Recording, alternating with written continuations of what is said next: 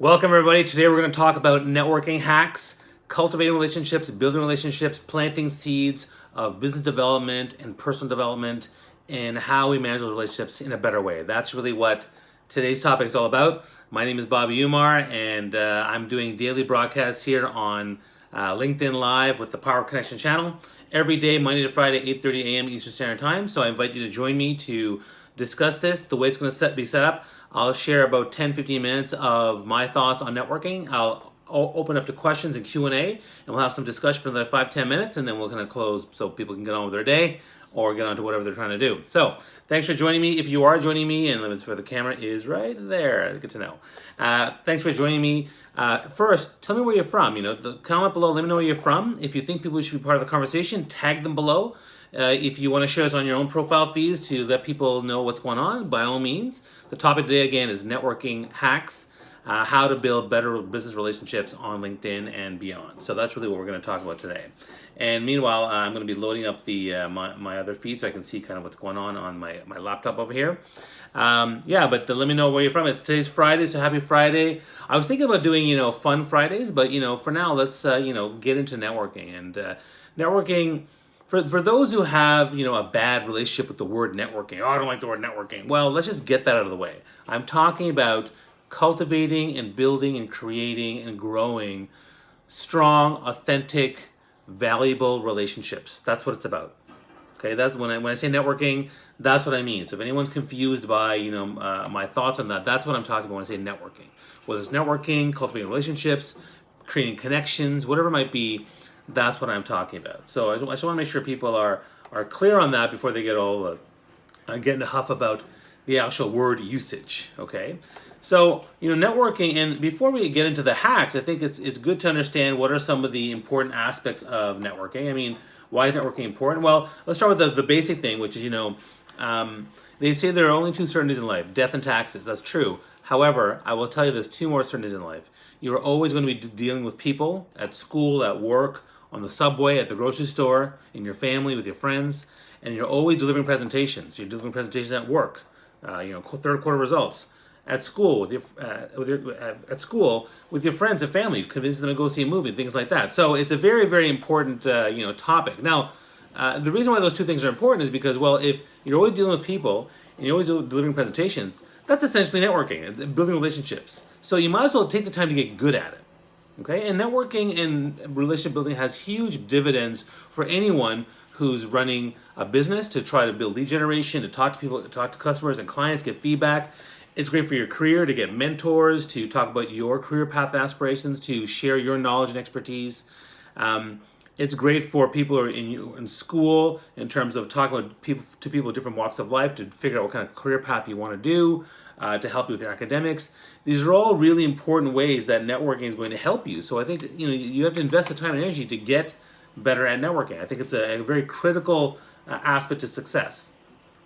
And before I dive into my hacks, let me just say hello to people here. So Vinay's here, and Stephanie's here. Welcome. Tommy's here. Sufia, welcome. Wolfgang's here. Marianne. Christopher, boy, lots of people are coming in. That's good. A lot of people. Lila, that's awesome. Lila Smith is here. That's exciting. My wordsmith guru. She's awesome. Okay, so let's start with the hack. So I would say that, excuse me. So when it comes to networking, you got to think about the before all the way to the after. Okay, but I'm going to start with my best networking hack. Honestly, is at the very end of networking. Morning, Marcia. The very end of networking, it's the follow-up. A lot of people don't know how to follow up.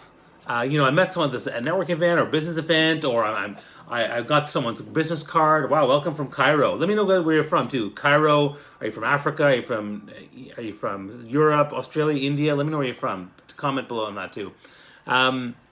So at the very end, you've now met someone, or you got their card, or they said reach out to me. Like someone's on a panel and they say reach out to me anytime at this address. That's great. That's an invitation. Okay. So how do you follow up? I mean, my hack is very simple. It's 4 things you got to keep in mind. 4 things. So when you follow up, and before you even follow up, first things, don't do it that night. Like you met someone at in the evening, and then at 11 p.m. at night you're gonna message them. Don't do that it's too much of a. Some of them might be not everyone, but some might be creeped out. Okay, 1 to 2 business days after the event, message them, and you do 4 things. Number 1, you give them context. Hi, I met you at this such and such event regarding the entrepreneurship panel. Blah blah blah. Number two,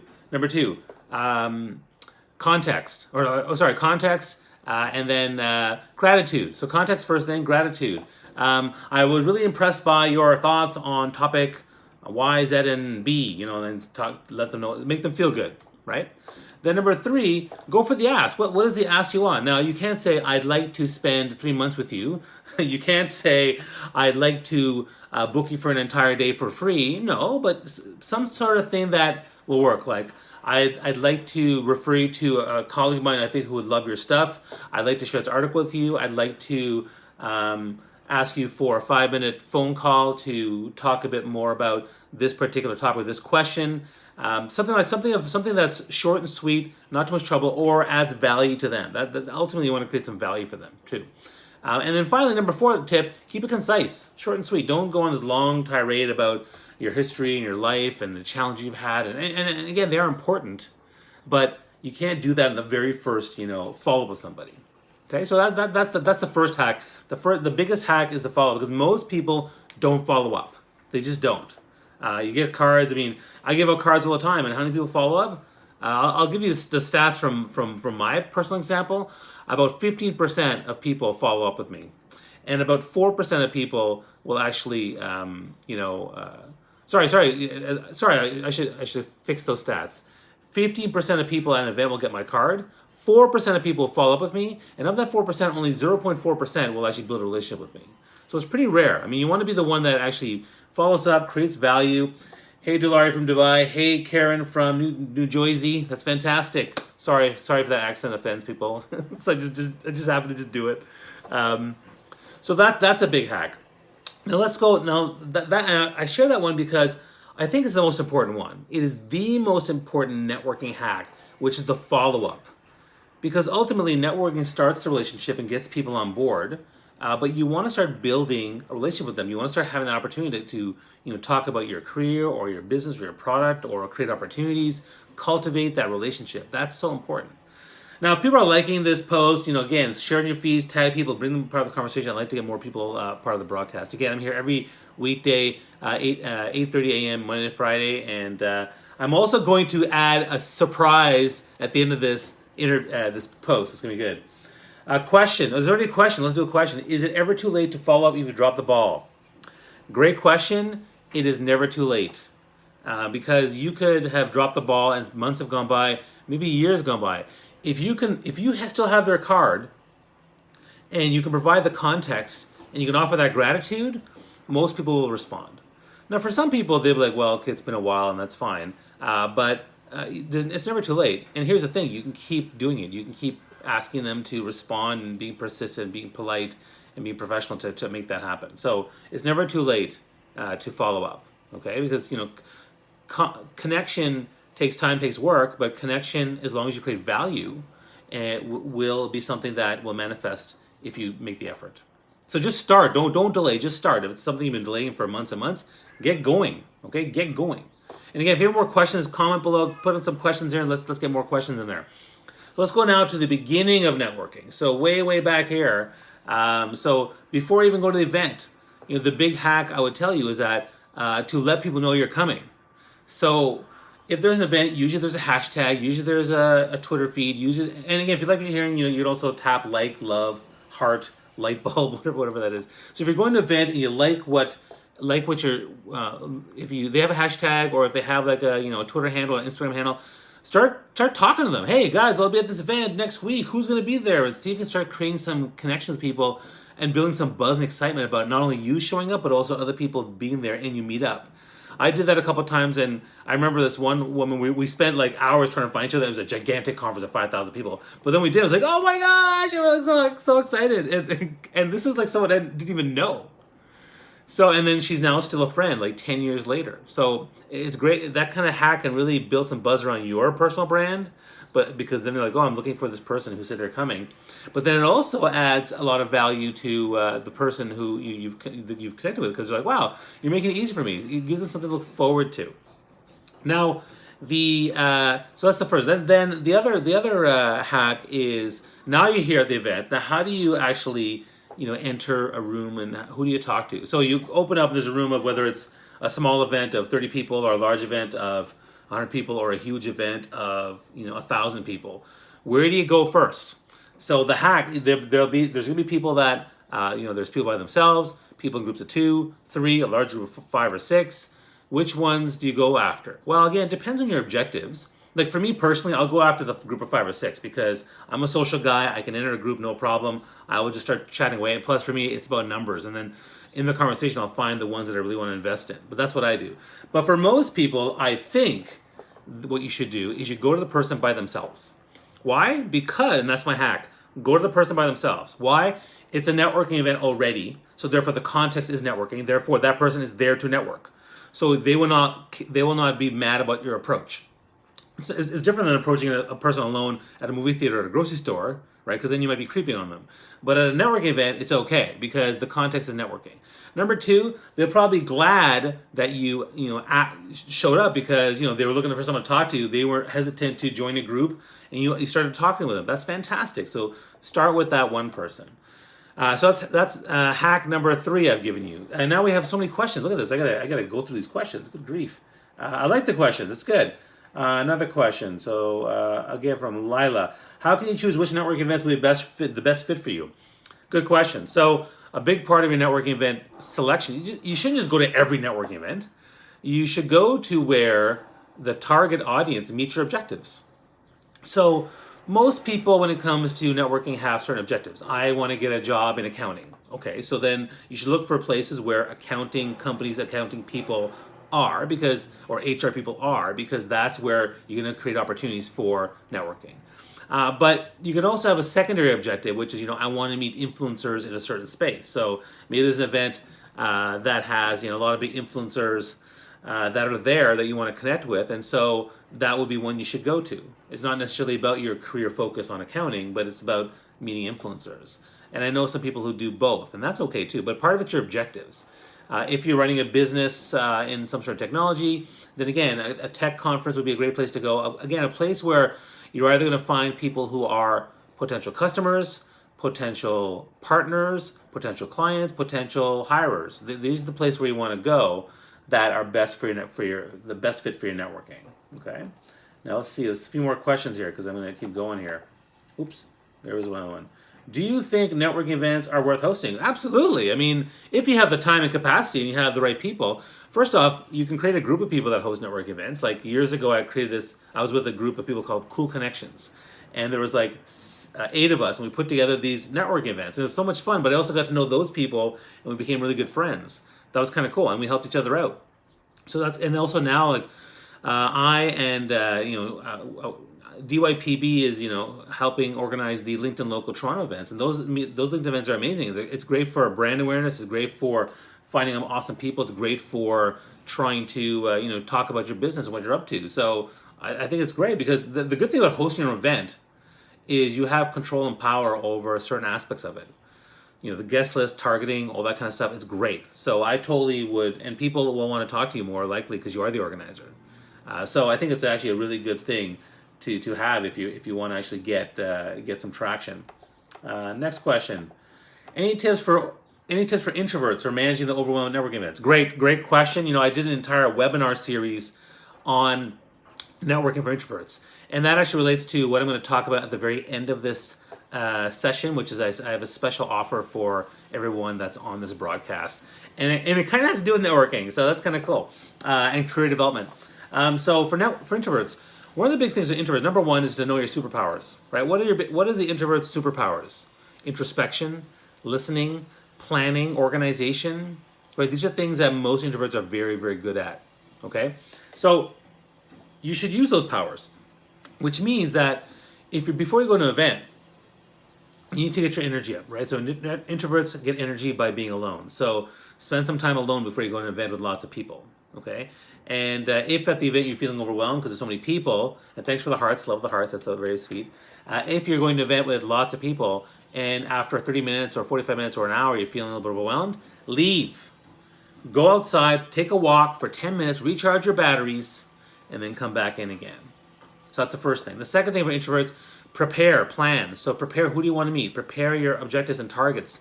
Plan your 10 questions you want to ask every single person. Make them open-ended questions. And if you do that, you won't feel lost in the conversation when people are talking to you. Okay, so those are different things you can do for introverts to manage their overwhelm. Boy, Lyle, you have so many questions. This is fantastic. Question, if I hit it off with someone at a networking event, is it appropriate to follow up outside of a business context?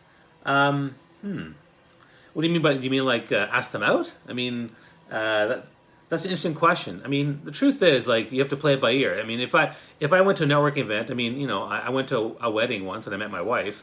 If you went to a networking event and you met someone who might be your soulmate and you feel the need to maybe ask them out, you can certainly take that risk, but, you know, I think it's a big risk. But you could do it, and some people have met at networking events. People have met at business events. I'm all about love. Bobby loves the love. So, like, if that's going to happen, fine. The other thing you can do is you can actually follow up just from a networking perspective, you know, connect professionally. And then after you've built some rapport, then you can start exploring things outside of the business context. And, you know, and maybe hang out, whether it's friends. I mean, Lila, you and I became friends, right? It's not like, you know, we were professionally networking, fine, but then we became friends. And now we're like, you know, besties going to Africa together, which is kind of cool for a speaking gig. So that's pretty exciting. So I mean, I think it's fine. It's just you have to manage that risk, right? So I'm not opposed to that. I think that you know that doesn't give you permission to be a creep. It doesn't give you permission to be a stalker. It doesn't give you permission to act inappropriately. But you can act appropriately professionally. You can act appropriately in a personal manner. Okay. Thanks for all the light bulbs and handshakes. That's great. Let's keep going. If there's any more questions, this looks like there's lots. Richard, thanks for coming by. Another question from Lila. Holy cow! Anyone else have questions? Put comment below. Question: when you are networking, what percent of your time is spent referring people to others you already know? That's a good question. For the most part, referrals is not the main thing I do. The main thing I do is to see how I can help people. So I would say that I spend the majority of my time trying to understand someone's situation and then trying to figure out how I can help them. Now, if that means a referral, then great, I can do that. But it may not be that. I may actually suggest they look up a book or look up a course or follow up on some other thing. But I would say that the majority of my time is spent. I spend about 80% of my time trying to find ways to bring value to people and help them out and help them make a difference. 20% of my time, assuming they ask me questions back, I will then share what I do and what I'm up to and how I help people. And then within that, there's going to be people that are getting referrals, right? So I can certainly refer them to different people in business. Usually I like to refer them to people live at the place. That's actually a really good place because then I've already met a few people and I refer them as well.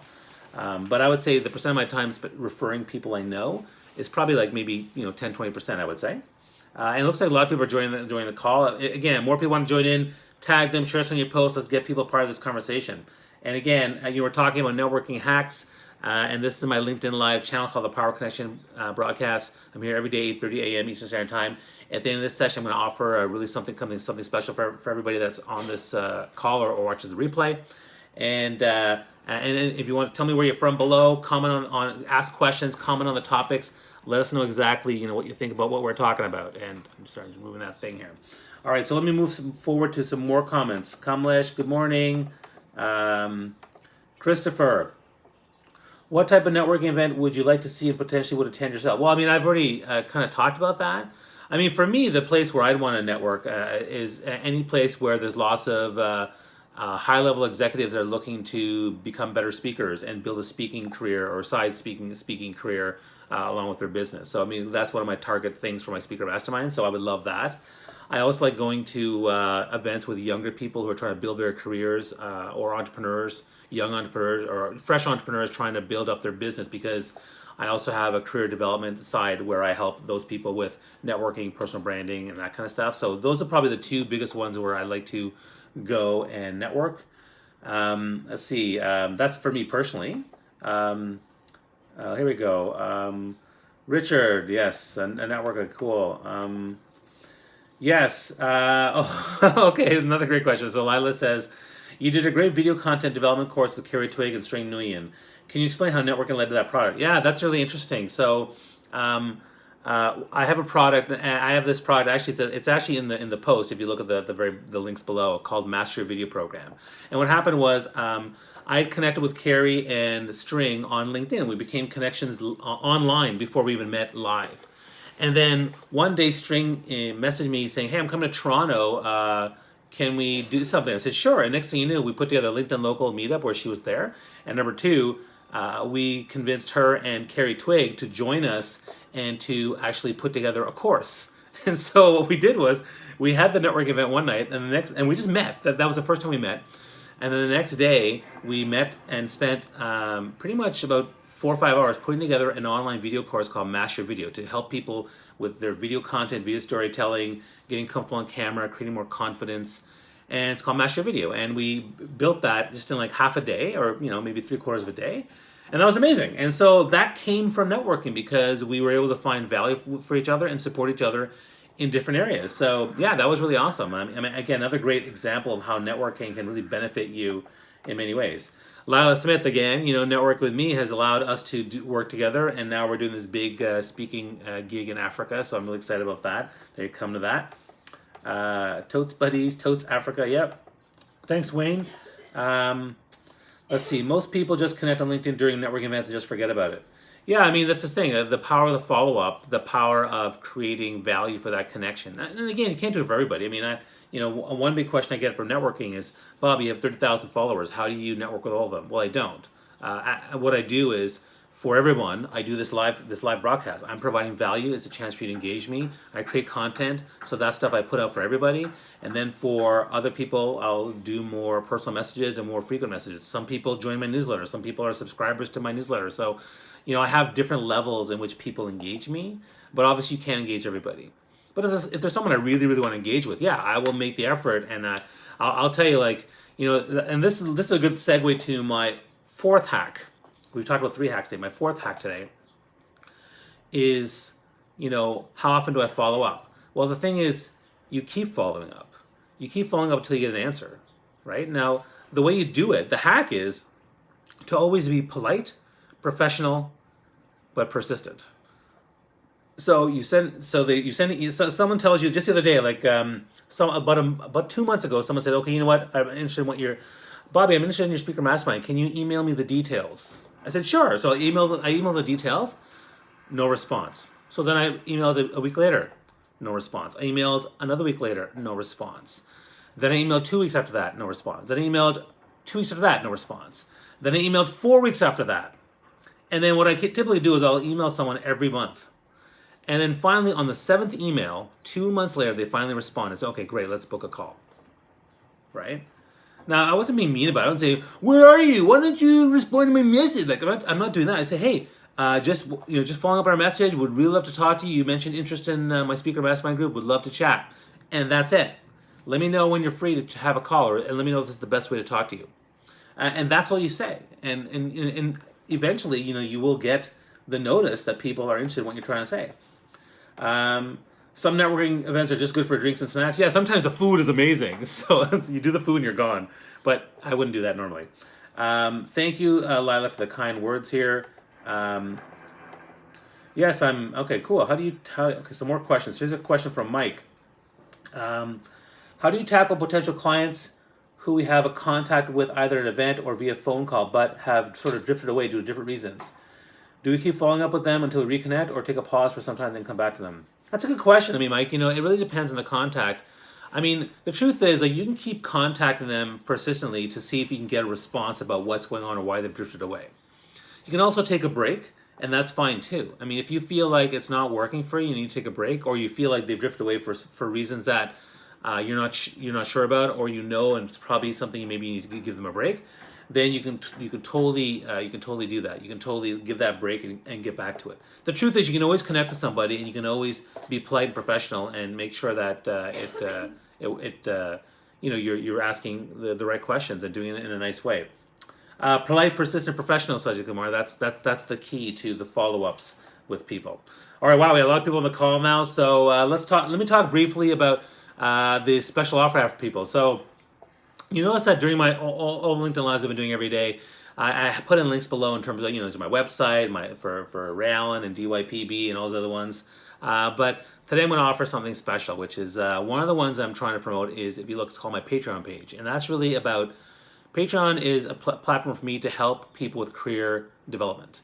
Now, a lot of people that I work with, like for the Speaker Mastermind, can't afford the high-end coaching, they can't afford that stuff. But Patreon actually is a way for people to actually access my content and exclusive coaching and things like that for a much cheaper price. Now, there's a catch though in terms of how it works. It's a subscription thing.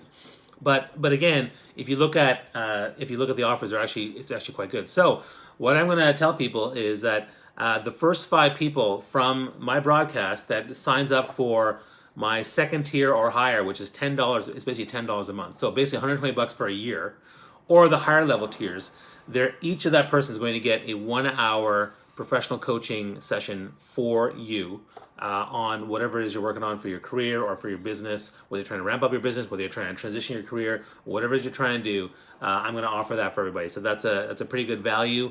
It's about my hourly rate is like, $250, $300 an hour. So if anyone signs up for the hourly, for the hourly, so one of the levels, I'm going to offer that to you. All right. So take a look at that and see what you think. In the meantime, if anybody has any more questions, we can certainly do more questions, but it looks like we're kind of running out of time here, and I want to be mindful of everyone's time, because for me, I got to get back to work. And for everyone who's joined the call, thank you for joining me. Share your comments below, share your questions below. If you have specific questions about my programs, my offerings, if you're looking to hire a speaker or you need some personal branding work, DM me or you can comment below and we can follow up with you. But in the meantime, thanks so much for joining my Power Connection broadcast every Monday to Friday, 8:30 a.m.